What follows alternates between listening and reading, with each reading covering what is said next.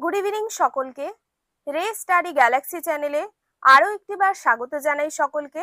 আজকে আলোচনা করব গ্রাম পঞ্চায়েত থেকে গুরুত্বপূর্ণ কিছু এমসিকিউ প্রশ্ন নিয়ে, যেগুলো রেল সহ বিভিন্ন প্রতিযোগিতামূলক পরীক্ষার জন্য খুবই গুরুত্বপূর্ণ।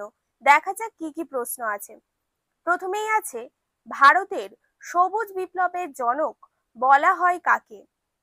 সঠিক উত্তর কিন্তু এম.এস. স্বামীনাথন। এবং মনসবদারি প্রথা প্রচলন করেন কে?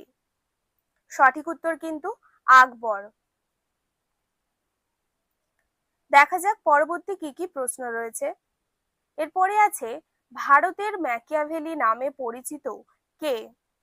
সঠিক উত্তর কিন্তু চাণক্য। এরপরে আছে, হাইড্রোজেনের কয়টি আইসোটোপ আছে? হাইড্রোজেনের আইসোটোপ আছে কিন্তু সঠিক উত্তর 3টি। ভারতের একটি অন্তর্বাহিনী নদীর উদাহরণ দাও। সঠিক উত্তর কিন্তু লুনি নদী। এবং আফগানিস্তানের বিখ্যাত পাথরের নাম কি? বিখ্যাত পাথরের নাম কিন্তু সঠিক উত্তর নীলকান্ত মণি। ধনাত্মক আয়নযুক্ত আয়নকে কি বলে? সঠিক উত্তর কিন্তু ক্যাটায়ন। এবং ভারত কোন সালে প্রথমবার বিশ্বকাপ ক্রিকেট জয়ী হয়েছিল? সঠিক উত্তর কিন্তু 1983 সালে।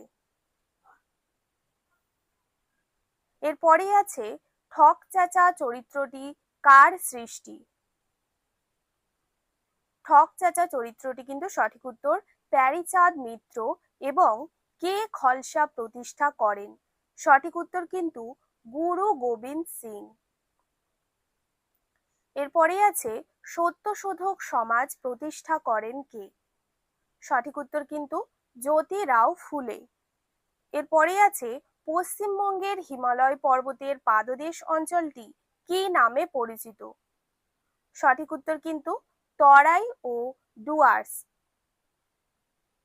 মহাপ্রয়াণ ঘাট কোন ব্যক্তির সমাধিস্থলের নাম? মহাপ্রয়াণ ঘাট কিন্তু সঠিক উত্তর ডক্টর রাজেন্দ্র প্রসাদ। এবং ভারতের বৃহত্তম বহুমুখী নদী পরিকল্পনা কোনটি? সঠিক উত্তর কিন্তু ভাকরা নাঙ্গাল প্রকল্প। এরপরেই আছে, কলিমা আগ্নেয়গিরি কোথায় অবস্থিত? সঠিক উত্তর কিন্তু মেক্সিকো। এবং মাটিতে নাইট্রোজেন আবদ্ধ করতে কোন মৌল সাহায্য করে? সঠিক উত্তর কিন্তু ক্যালসিয়াম। বিন্ধ্য অধিপতি কার উপাধি ছিল? সঠিক উত্তর কিন্তু গৌতমী পুত্র সাতকর্ণী। এরপরে আছে, আকবর নামা ও আইন ই আকবরী রচনা করেন কে?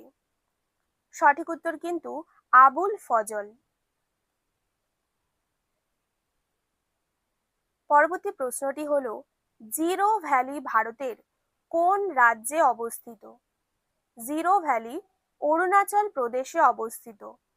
এবং নিউ ইয়র্ক শহরটি কোন নদীর তীরে অবস্থিত? সঠিক উত্তর কিন্তু হাডসন।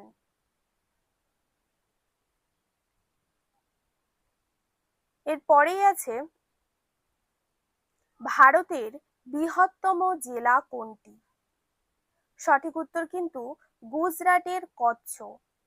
এবং কার সময়কালে ইলবার্ট বিল বিতর্ক ঘটেছিল? সঠিক উত্তর কিন্তু লর্ড রিপন। লর্ড রিপন হলো এখানে সঠিক উত্তর। ৭১-এর ডায়েরি লিখেছেন কে? খুবই গুরুত্বপূর্ণ প্রশ্নটি। ৭১-এর ডায়েরি লিখেছেন সুফিয়া কামাল।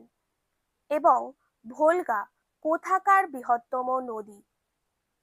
সঠিক উত্তর কিন্তু ইউরোপ। ভারতীয় সংবিধানের শিক্ষার অধিকার কোন ধরনের অধিকার? শিক্ষার অধিকার কোন ধরনের অধিকার? সঠিক উত্তর কিন্তু মৌলিক অধিকার।